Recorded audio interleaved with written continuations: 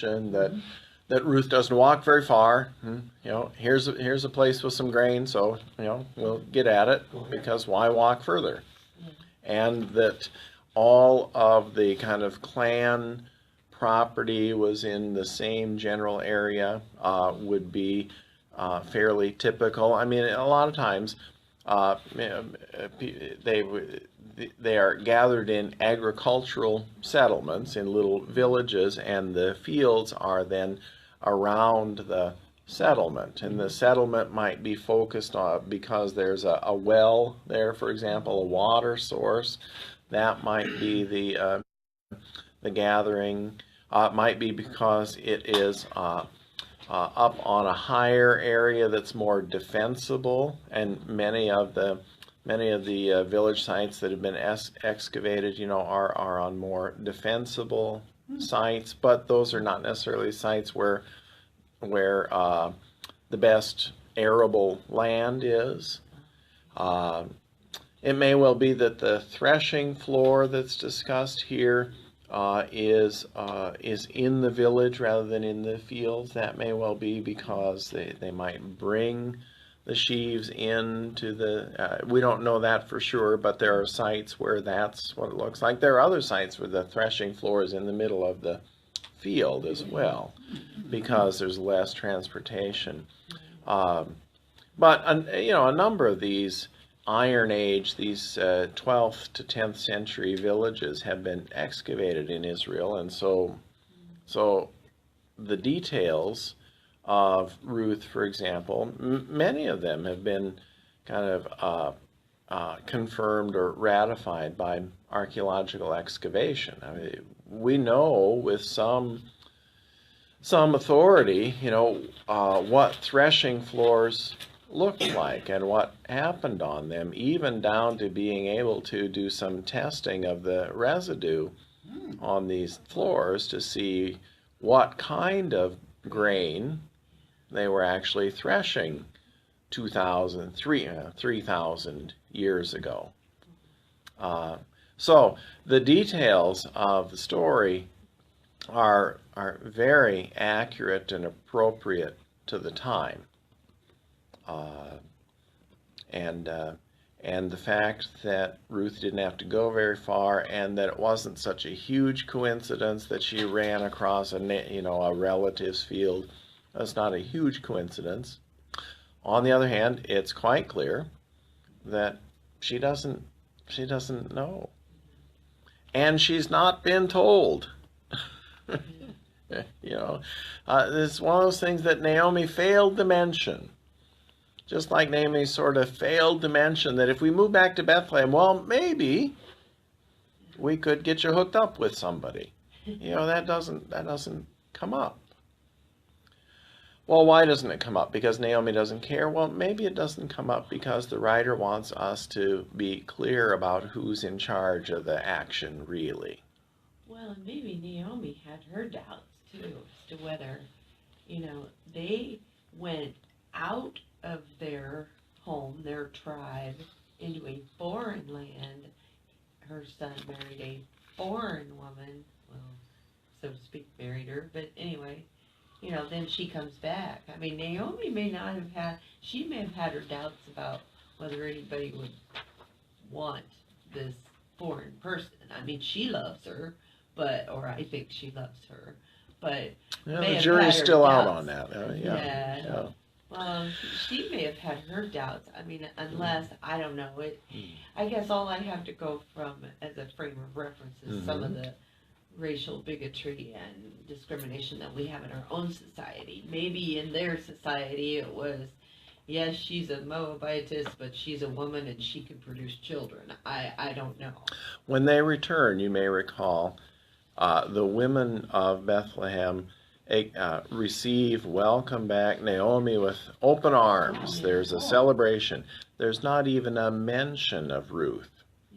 So, no, I mean, we can look at the text, I think, and draw some conclusion about Ruth's initial reception. It was kind of, we could surmise that it was at best kind of chilly, because she's not even acknowledged as being present.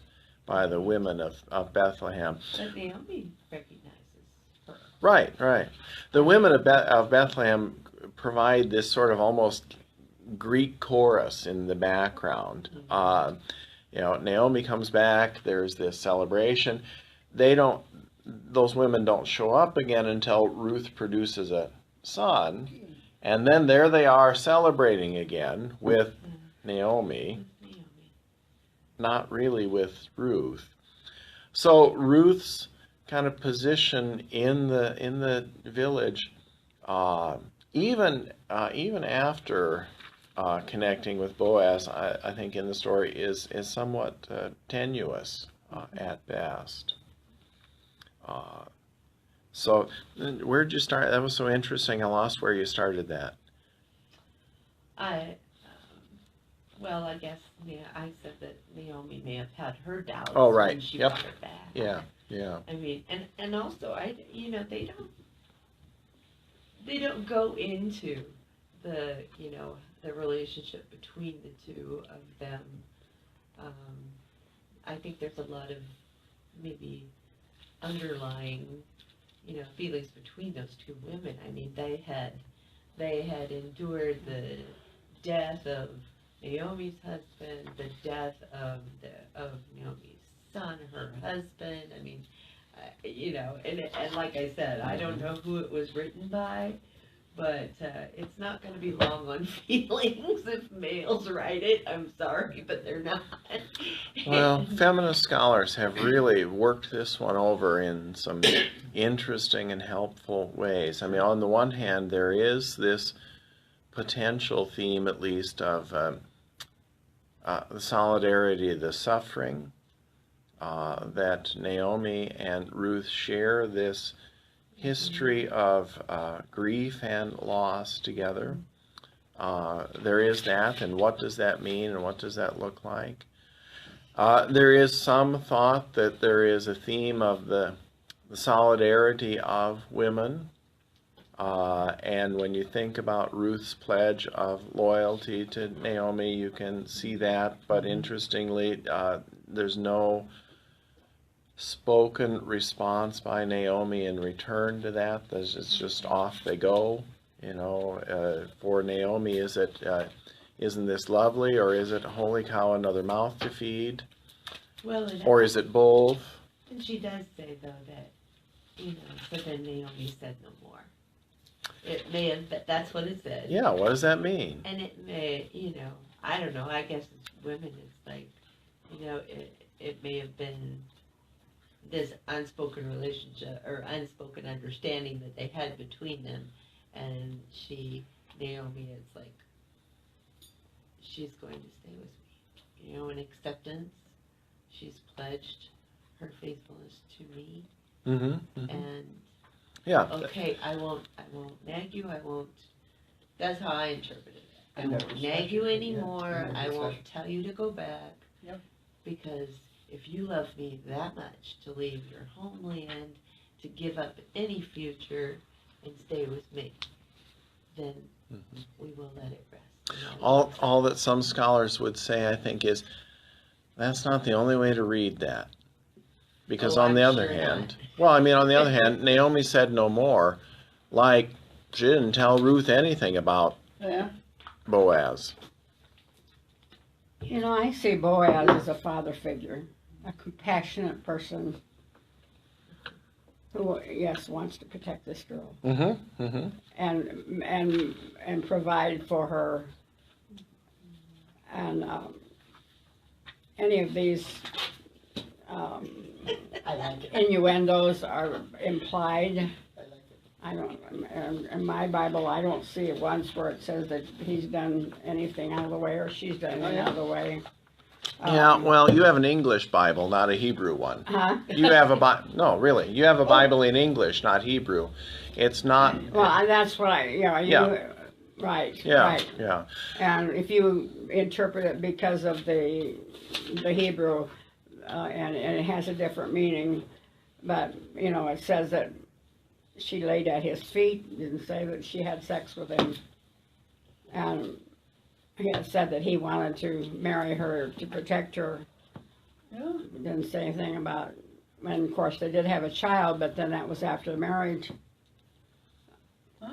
Sometime after the marriage. Yeah.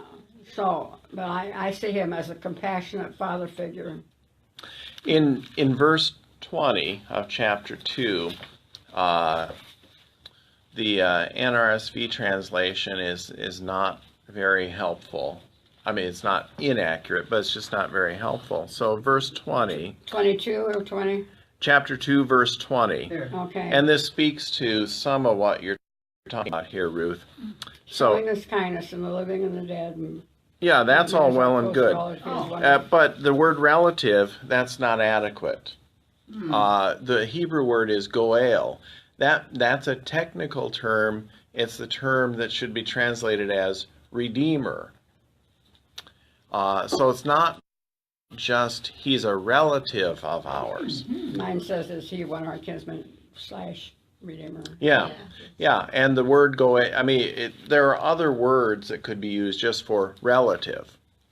This is a technical term, and it's identified. The role of the goel is identified in Leviticus 25. This is in the Old Testament law, this relationship. And I see Naomi as encouraging her to make this relationship. There's no question about that. There's no question about her action. The wondering is about her motive. And I'm not necessarily attributing any particular motives, but that's the wondering. So Boaz's his legal responsibility as redeemer is called upon here to some degree, and that's why sometimes our English translations, they're not inaccurate, but they just don't necessarily always tell the whole story. So this redeemer. So this is Leviticus 25, verse 25. I'll just read it to you because it's just one verse, or just a couple of verses. If any one of your kin falls into difficulty and sells a piece of property, this is about property, okay? This is about keeping the ancestral land in the family, which is it's behind this all the way through. If any one of your kin falls into difficulty and sells a piece of property, then the next of kin shall come and redeem what the relative has sold. Now, I mean, that's the most literal sense of the word redeem. That is, you give something in order to get something back. And referring to Ruth as property. No, Ruth has the means to property. Pardon? She's the means to the property, because men own the property. Now, actually, Ruth is, she's part of the deal. Yeah. Yeah, that would be accurate. She's part of the, she's listed among the assets, to put it crudely. I mean, I think that's right. So the next of kin shall come and redeem what the relative has sold. If the person has no one to redeem it, but then prospers and finds sufficient means to do so, then the person can buy the property back. But in order to keep the land within the ancestral family, a male relative could be called upon to be this redeemer, and the word is goel in Hebrew, and that's the word that's applied to Boaz in verse 20 there. It's not just relative. He is described as having this legal status and even obligation. So there's much more going on than just he's our relative. And yeah, Al, go ahead. Why wouldn't the first cousin be the real redeemer and Boaz not? Well, this is the complication that comes along then in chapter 3 and 4, that there's a closer relative who should be the redeemer. That's right. That's the negotiation that's going to go on at the city gate in chapter 4. So, you know, that also says that there's more going on for Boaz than just fulfilling his legal obligation, because he enters into this negotiation and really makes it sound like a pretty bad deal for the other relative. You know, yeah, okay, there's the land, but you know, you're going to have this woman that you're going to have to feed and take care of, and you know, if you don't really want to do that, if you've got your eye on somebody else, then I can take her off your hands, is basically the negotiation. We'll come to this again in chapter 4, but in Hebrew, that other relative doesn't really get a name. There's a little Hebrew term that would be best translated as Joe Schmo.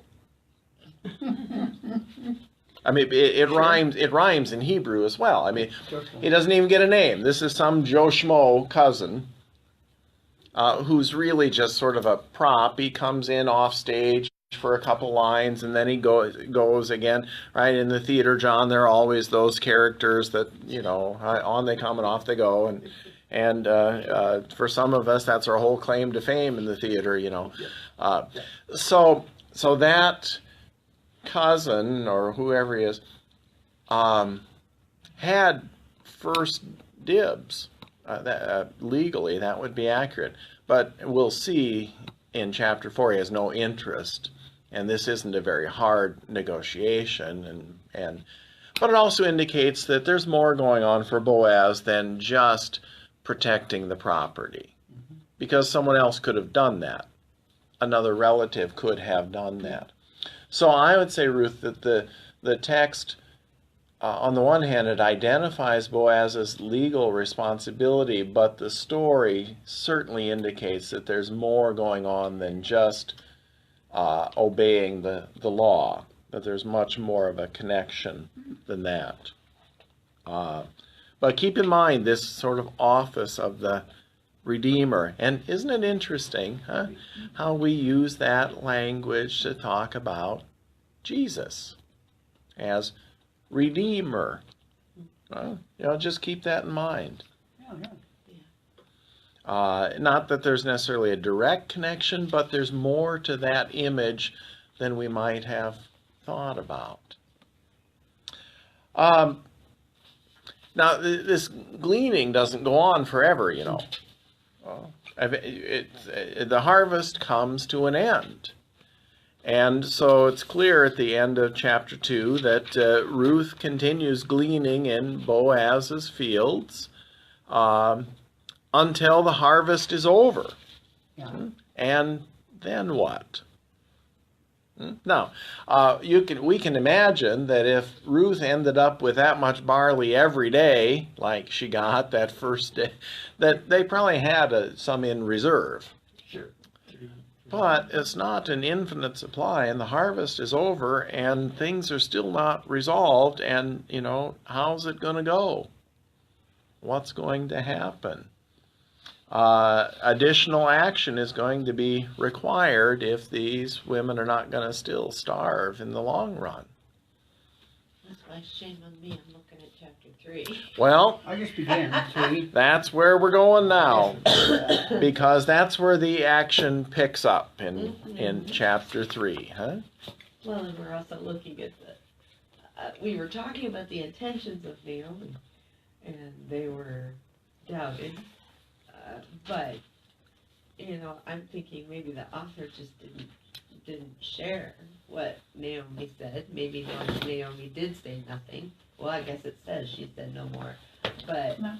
It also says, you know, it's kind of like she's sitting there and she's thinking, the events that led up to this day may provide a possibility for us women, who basically are powerful or powerless in the society, but there could be a way here.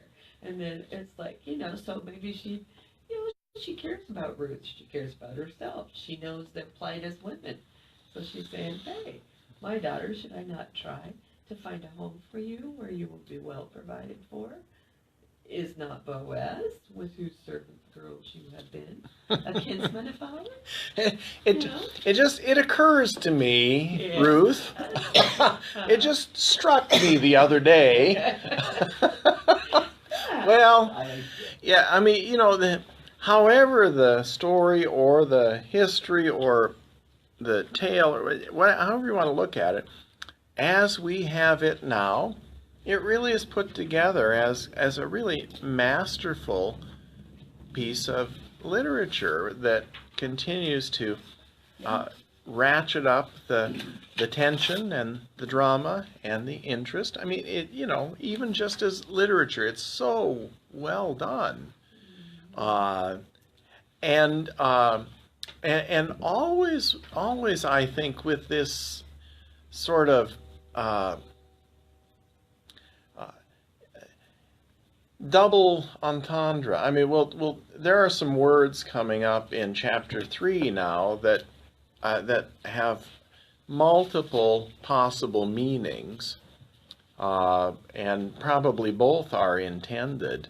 So this is a story of clever women by a clever writer, among other things. Yeah, Al. See, my book doesn't hint at that at all.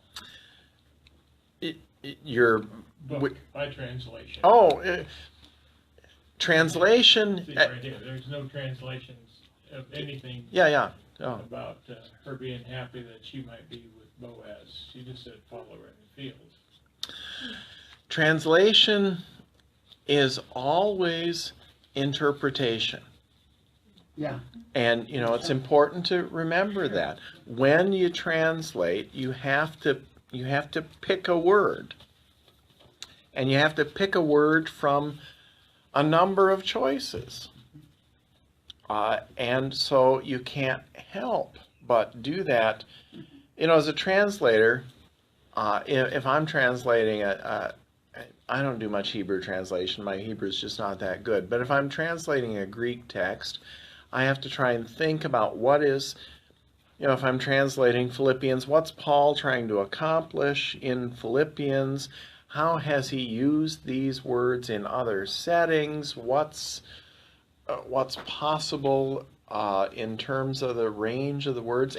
But you have to pick a word or a few words, and that leaves other things out. So it's always, to some degree, an act of interpretation. That's why it's good to look at multiple translations. There's no one translation that gets it all right. There are the King James Version, for example, of the book of Ruth, in many ways, is more instructive than the NRSV. That's not true of every book in the Bible, but it is in Ruth. And that's why I've looked at it at several points for us to understand it. Yeah, Linda, please. We never looked at Ruth as the protector. I mean, we looked at her. Yeah. But, okay, Yeah. now I've been sitting here thinking Yeah. about Naomi when they left Moab.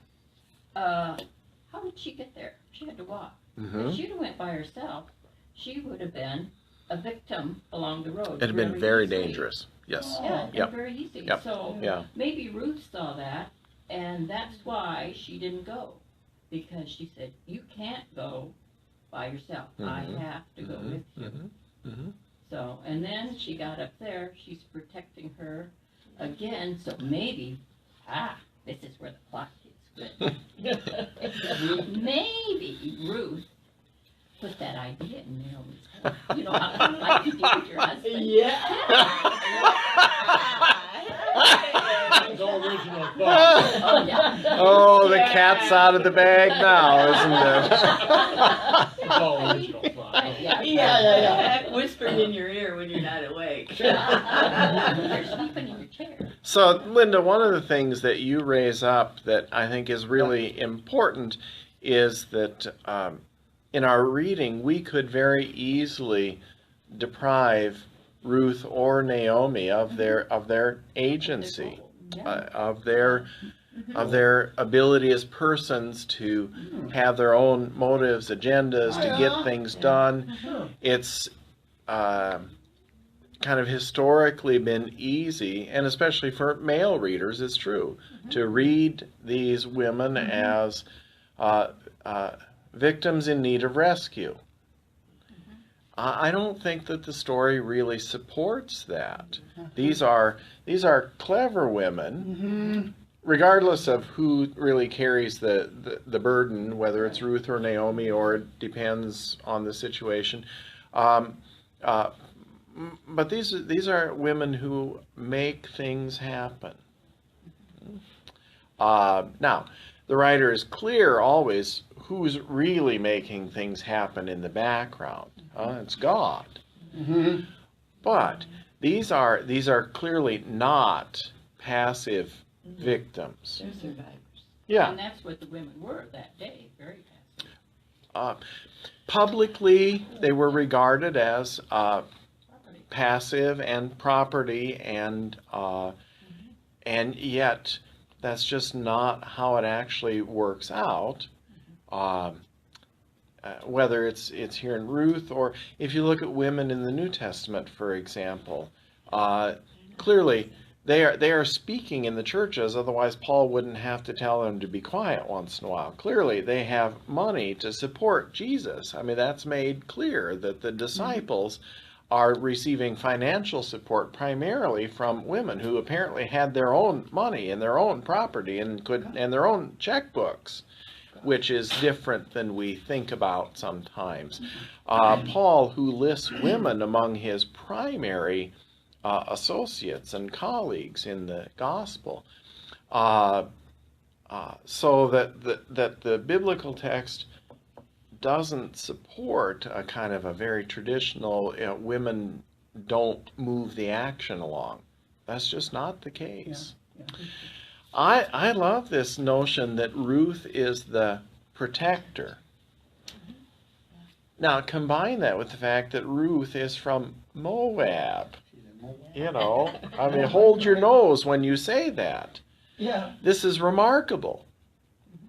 What does that say about how Israel should think about and see Moabites, for example? You know, this is a different thing. So, yeah, keep it. The great thing about this story is the right answer to most responses is yes, and Sure. not no, that can't be right. But isn't that an interesting way to look at it and to look at Ruth? And a good caution that we should not at any point cooperate in seeing these women just as passive victims. We should not, that's clear, we should not be part of that.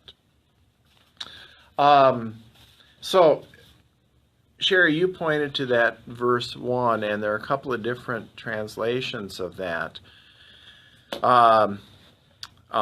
Naomi, her mother-in-law, said to her, to Ruth, "My daughter." It's very interesting, you know.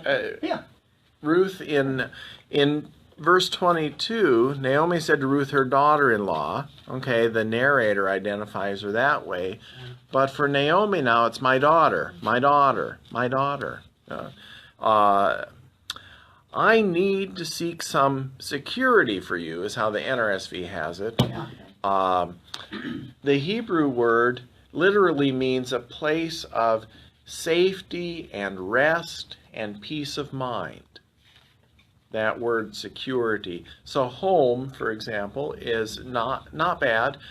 The word actually that's used there is the same root as Noah. The name Noah means peace and security in Hebrew. And so it's the verb or the adjective form of that word. So I need to seek some security for you. Well, I mean, that means being connected to, probably it means being connected to a man. So that it may be well with you. so that you may be made whole again, is kind of the part of the implication. Now, here's our kinsman Boaz. Well, yeah, isn't that interesting? Here he is, huh? Funny how things work out. Now, let's read here a little bit, and I want to hear some of your comments before we really talk about this a lot more. So, chapter 3, we'll start with verse 1, and we'll just go through verse 5 for a few minutes, but I do want to get us to the threshing floor, at least initially, before we finish today. Naomi, her mother-in-law, said to her, "My daughter."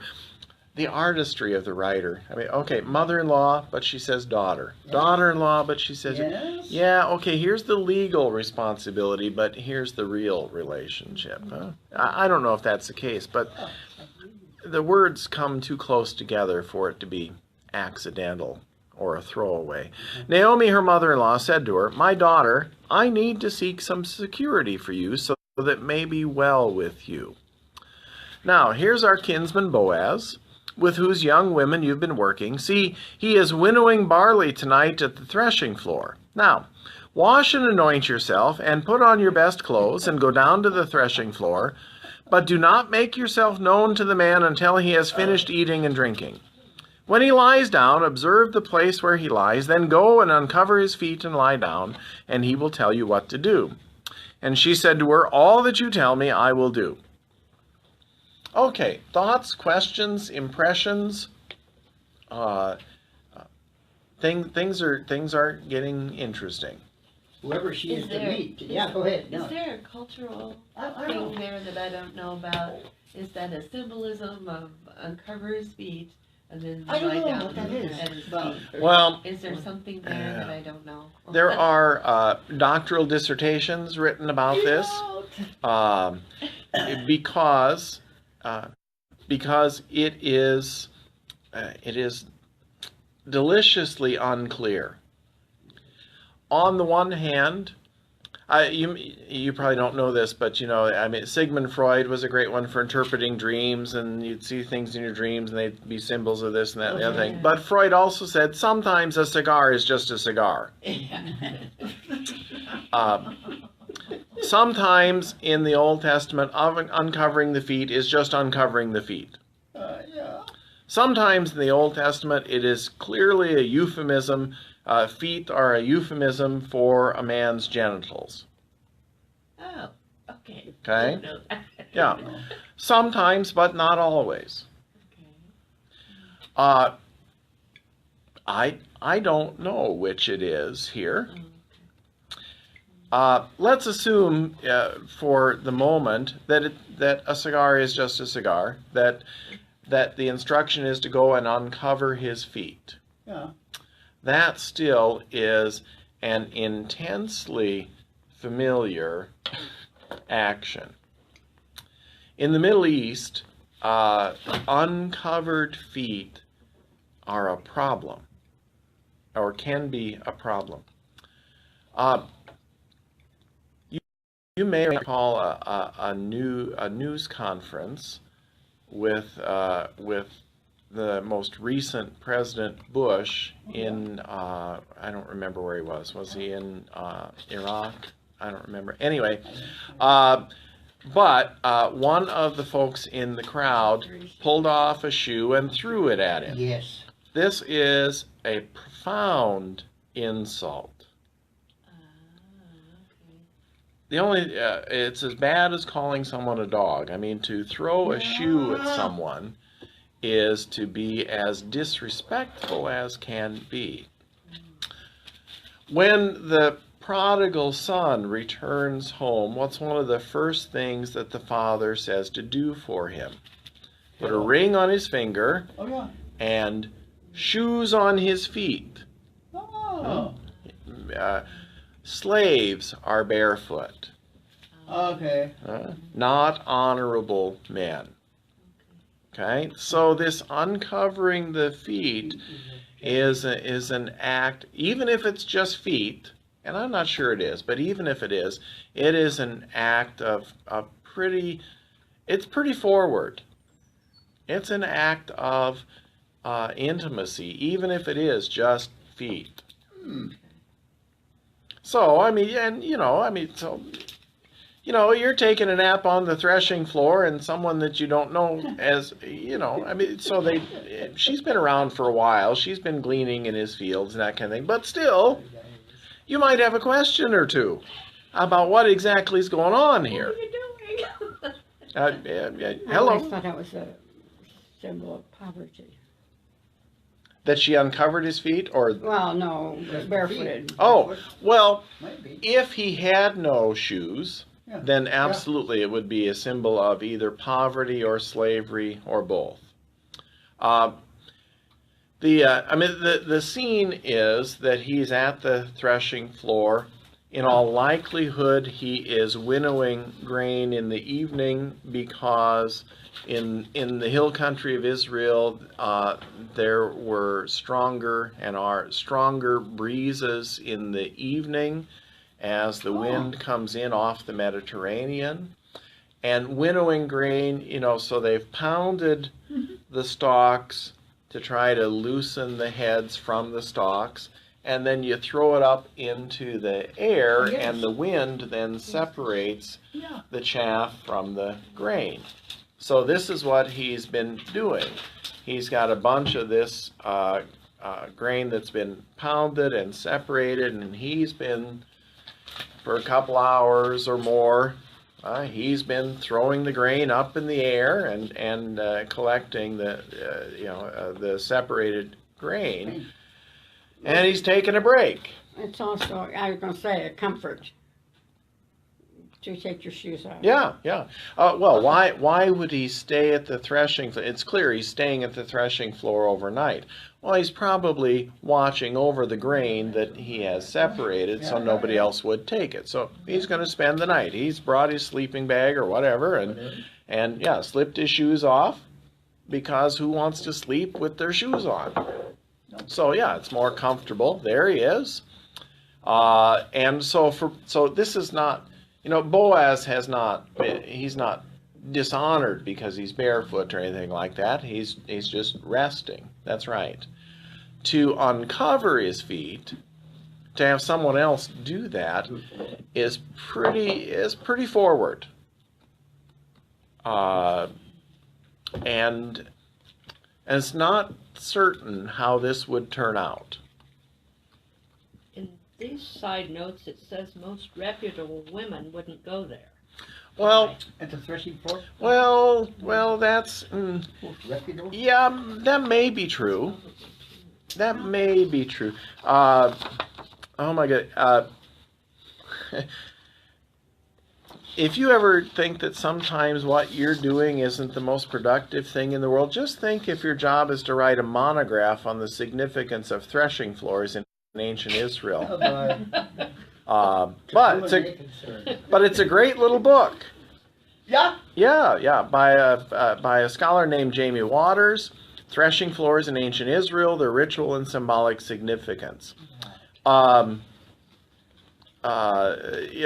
me just share. I'll share just a couple things about that, and that's where we'll pick it up next time. But some things to think about. We talked about the winnowing and the importance of the wind.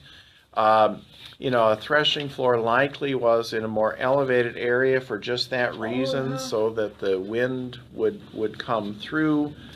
And at evening, there's more wind at that time of day. Boaz eats and drinks on the threshing floor and falls asleep at the bottom of his grain heap. He may have planned to stay the night in order to protect the grain and transport it the next day. While he's sleeping, Ruth uncovers his feet and lies down next to him. Boaz awakens. He doesn't awaken immediately. He was pretty contented, I think, as he was sleeping. Tired. And it startles him. He asks for, "Who are you?" He asks for her identity. Doesn't know right away. Let's see here. And threshing floors, there are two locations in both Old and New Testament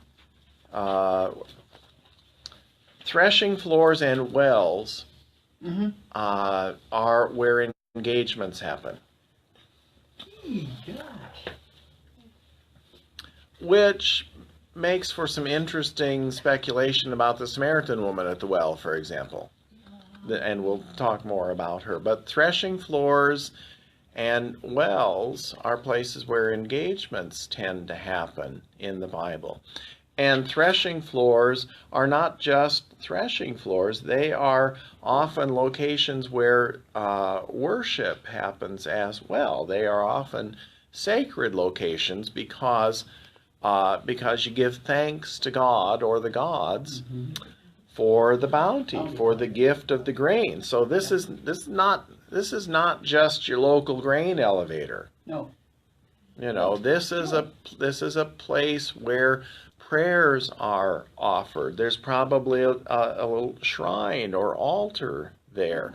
And this is a place where promises are made solemn. So if the grain merchant comes to the threshing floor and you execute a contract for the grain, you don't just sign the contract, you swear to God that you're going to do what you say. So threshing floors are, it's not like bringing your trailer up and dumping your grain into the pit.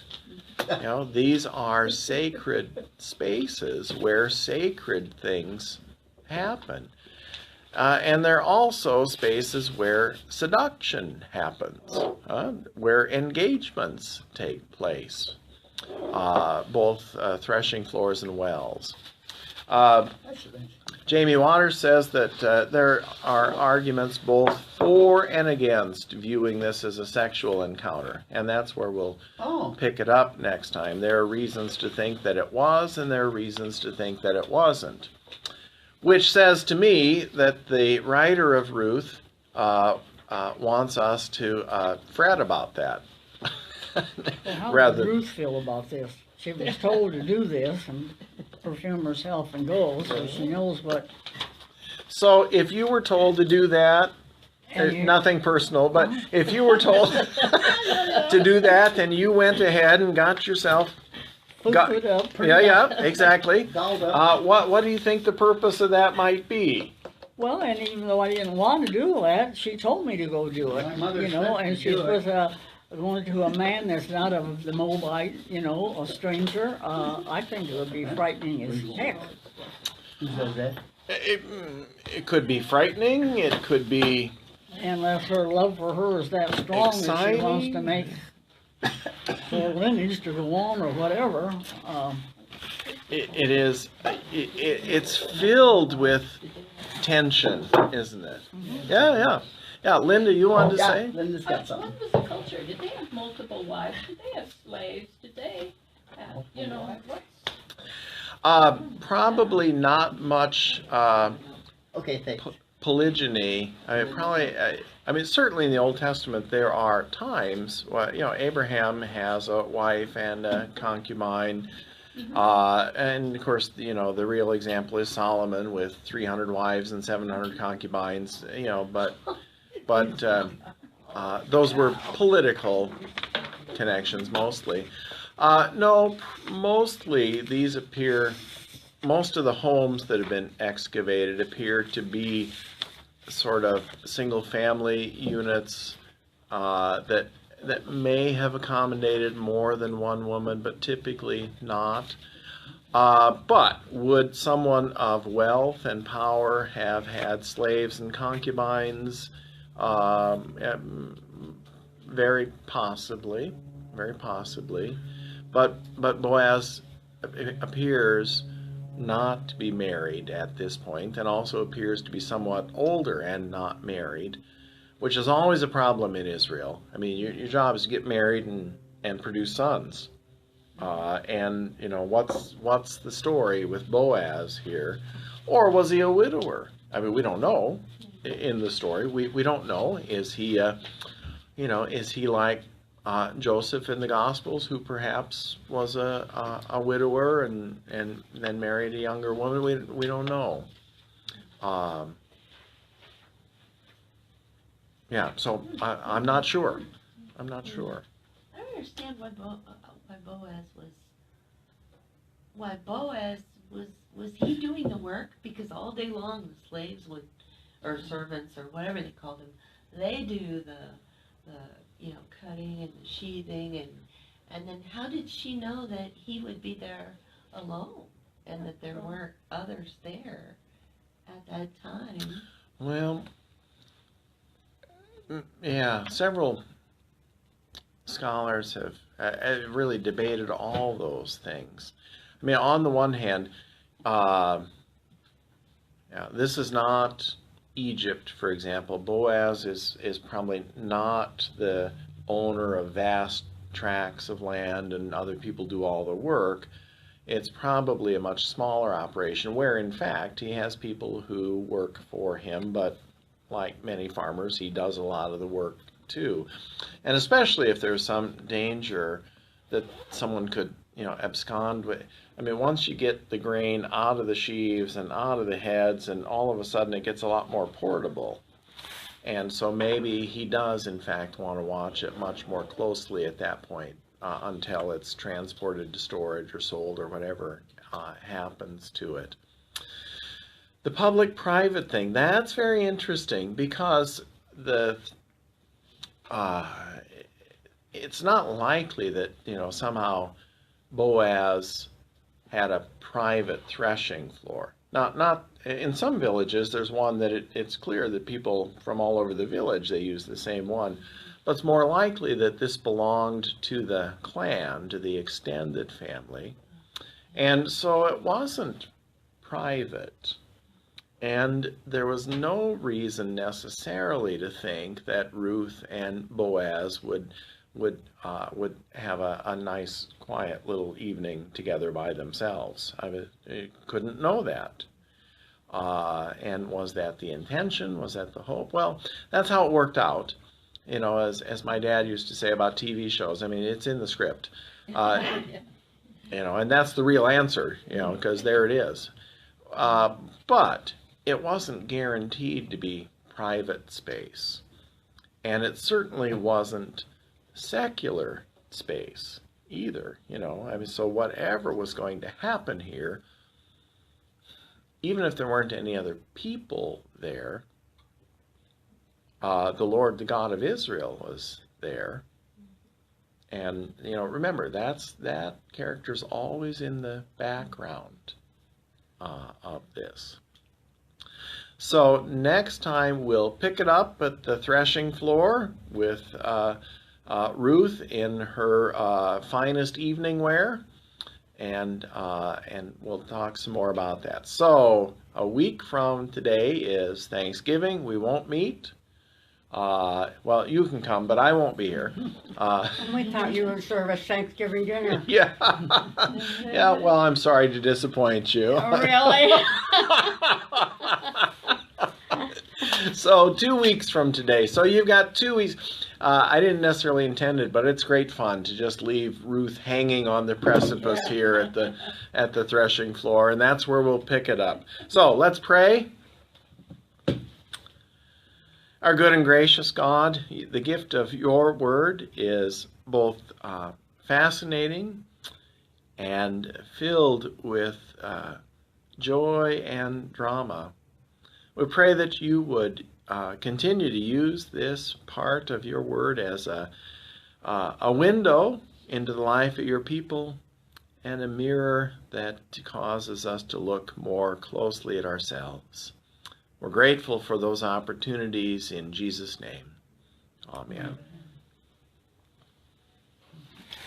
Well, thank you, everybody. Happy Thanksgiving. Indeed.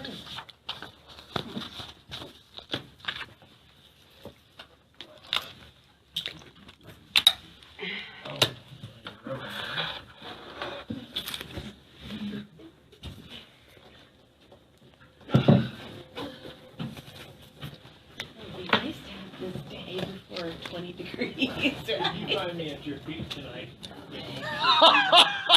No, it's the other way around, Al.